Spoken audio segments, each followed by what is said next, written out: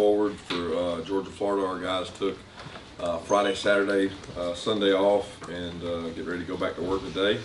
Got another exciting matchup with these guys in Jacksonville. We got a lot of respect for Billy. I've known him for a long time. One of the most intelligent coaches I've been around in terms of preparation and understanding what it takes to run a program, an organization. I think he does a fabulous job. I know a lot of guys on his staff. Got a lot of respect for him, and being a high school coach's son in this state, we grew up very similar. So it's on to the Gators, and we kind of started on them last week at the end of the week, and looking forward to a good week of practice. Kirby, just talking about Billy, the time you guys spent together on the staff at Alabama, just what did he bring to that staff, and what has stood out to you with his head coaching career, even going back to when he was at UL Lafayette? He's, like I said, he's very thorough. He's an extremely hard worker, great husband and father, but he's a good leader of men. And I knew from the first time he got to Alabama, I don't know what year it was, but whatever year he got there, he was going to be really good because he paid attention to detail. He took a lot of notes. He was just really smart. You know, he was there to learn, and I think he capitalized on his time he spent there to look at football from a different perspective maybe than what he had looked at previously, and was really successful at ULL, which is a great school, great location, a lot of good football players, but they won a lot of football games within there. Kirby, you told us last week Smile was able to get back to practice a little bit. I wanted to see what his status was, and then what were you guys able to do with AD and Jalen and Kendall as that week went on? Smile was able to practice towards the end of the week, did a good job. Didn't see him really yesterday in terms of doing anything. So Smile looked good towards the end of last week. Jalen and AD, like I said last week, weren't really practicing with us, trying to get back. We're hopeful to get those guys back, but still don't know. And Kendall was able to practice some non-contact on, I guess it was Thursday, the last practice we had. So we're expecting him to be able to go today.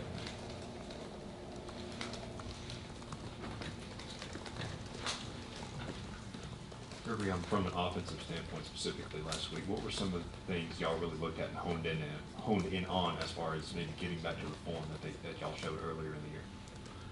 Just situational football. I mean, the things you work on in the off week are, number one, opponents. Number two, a lot of work, probably 90% of our work was good on good against each other. Situational football, third down, 2-minute, red area, second 10, third down, team run. I mean, there's no area in 3 practices that we didn't work on. A little bit more on the injuries. Just the effect of Jalen not being out there. Obviously, we know he's an exceptional player. And his injury, obviously, he had the knee right after he had the ankle. Is the knee the issue 100% at this point? And kind of on that note as well, AD, I never really saw what happened to him in that game, but it didn't seem like it was so bad, but obviously it's lingered a long time. AD's is a high ankle sprain. And high ankle sprains, when you talk to everybody across the NFL and across college football, it's hard to pinpoint a measurement. The first thing you look for is, do they need to do the repair? Do they need the tightrope and things like Arian did? His was not that kind of injury, but it is lingering. It's a pain in the butt. So he's battling to come back and doing everything we ask. In terms of Jalen's, it's the knee right now. It's MCL, but degree of that, severity of that, just depends on conditioning level, how fast he can get back. He's working to get back, and hopefully get both of them back.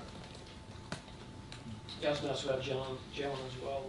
In terms of what aspect of his game is most missing from the defense, when you have a guy out there like him that seems to be a difference maker, where do you see that when you watch film and watch your defense play? I don't understand what you're asking. Well, what do we miss about him? Yeah. He's a really good football player. I mean, y'all seen the plays he's made over his time here. He has not been healthy since the very first play of the season. The very first play of the season against Oregon is when the ankle injury occurred. Now, he continued to play through that ankle injury. Some of that I think was on adrenaline, but the ankle bothered him from that point forward, and then you know when he injured the knee. And the knee's kind of bothered him since then. It's not a combination of, because he feels really good about his ankle right now. It's more to do with his knee. It just so happened that right when he got back from the ankle, he got the knee, and he's a phenomenal player. I think you can look at the history there and see, and how does it affect you? It affects your depth more than anything. But it's not like he's a one trick pony. I mean, he's like he can really pass rush good. He can really play the run. He's disruptive. So he's not it affects just our pass rush. No, it affects everything because he's a really phenomenal player, and you'd like to have him out there. Kirby, I think Chris made his starting debut against Florida a couple of years ago after Richie's accident, and just seeing him up here talking today, I think he was the only Georgia guy that made a couple of these mid-season All-American teams. Can you put into perspective what kind of program guy Chris Smith's become, since that opportunity came up for him a couple of years ago, and how he's grown? Well, first off, he was a really good prospect in high school. He played corner, he played safety, he could do it all. He came here, we flirted with him at corner and at safety. He really kind of played where we needed him to play, and he's been able to do that since coming here. He's taken reps for 2 to 3 years at corner. He's taken them at safety. He's played nickel star. I mean, he's one of these versatile DBs that can kind of do it all because he understands leverages. He knows where his help is. He's an instinctive football player, and we're lucky to have him, and really proud of the way he's. He didn't have success right away. He's one of the guys that truly became a better football player through development, practice habits, learning the system, and he had some good players in front of him when he first got here, and he's been able to work his way into a good football player. Kirby, there's analytics I won't bore you with that say that basically this offense has been better with AD on the field than not. Have you all found that, and what makes him a difference maker, even if he isn't the one that's being targeted? Well, AD is a really good wideout. He has twitch. He has explosive quickness. When you watch just across the country and you watch all these teams play, there's dynamic receivers. I think AD's a dynamic receiver. He's hard to cover one-on-one. I mean, I get to see him, every day at practice when he's been healthy, and that you've got a guy that can go compete, do some things. He's got toughness. He's got quicks. But to say it's been substantially different with him in or out, I don't know what the analytics say, and it's hard to figure that because so much of that's based on what personnel grouping we're in. How the defenses play us. Are they off? Are they soft? Are they cover two? Are they split safety? Are they middle field closed?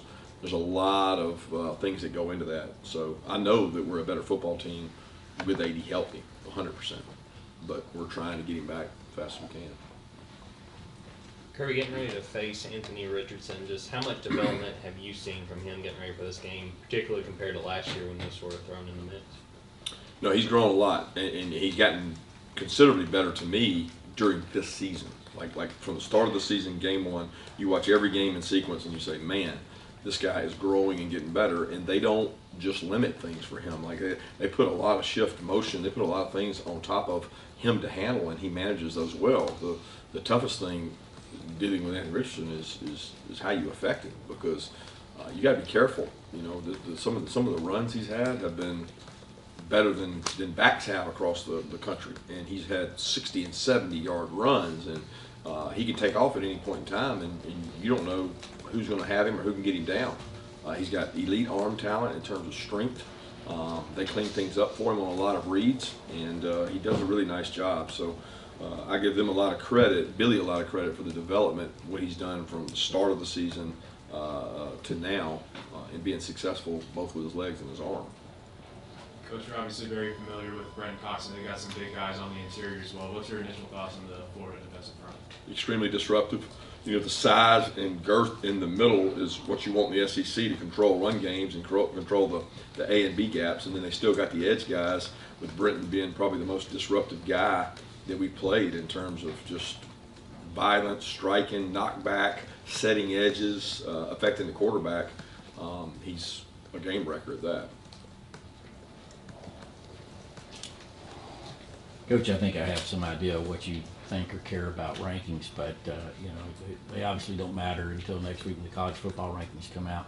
But how much have you been able to keep up with teams in your rearview mirror like Oregon and South Carolina who haven't lost since you played them? Is that at all validating for you guys? Because I'm sure at the time you knew you played well, but you can't be 100% sure who's got what to this point. Is there anything validating about what you've seen from those teams since you got past it? You answered the question initially. I haven't been paying attention to it. I mean, I really haven't.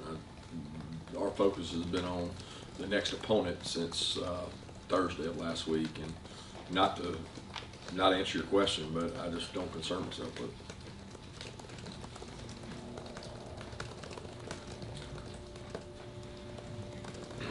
Coach, I guess your halftime talk last year, we all got to hear a little bit of it.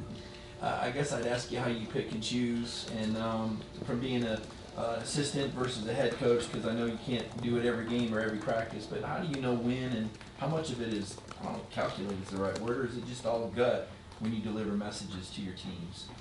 Yeah, I think it's just how you feel like where your team is. You know, what space they're in terms of confidence level, focus, attention to detail, and a lot of times it comes better when it comes from the players and the leaders within the team, which the best teams have guys capable of communicating to each other, and they listen to each other much more than they listen to me. So I don't calculate it, figure out when I'm going to do it. If the appropriate time is there and think we need it, then certainly we do it.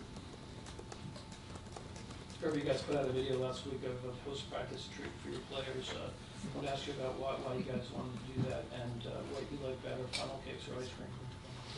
I had to go speak to the superintendents of Georgia, which they were in town, so I never got to see it. I bolted off right after practice, so I didn't get to partake. But I was glad the players were able to get a treat, you know, for an off week. We got some guys that need to gain weight, so that's a good way to do it.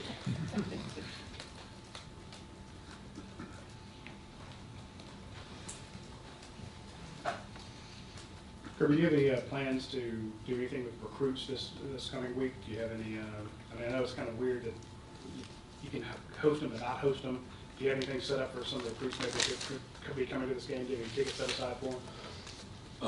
We're allowed to use tickets, but we can't host them. We can't do anything. So I never understand what would we do with them? We can't legally see them. We can't talk to them. We can't host them.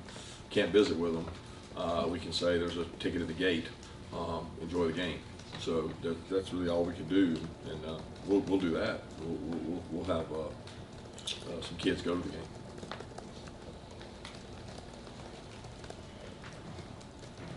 Raise your hand. Any other questions? All right, thank you.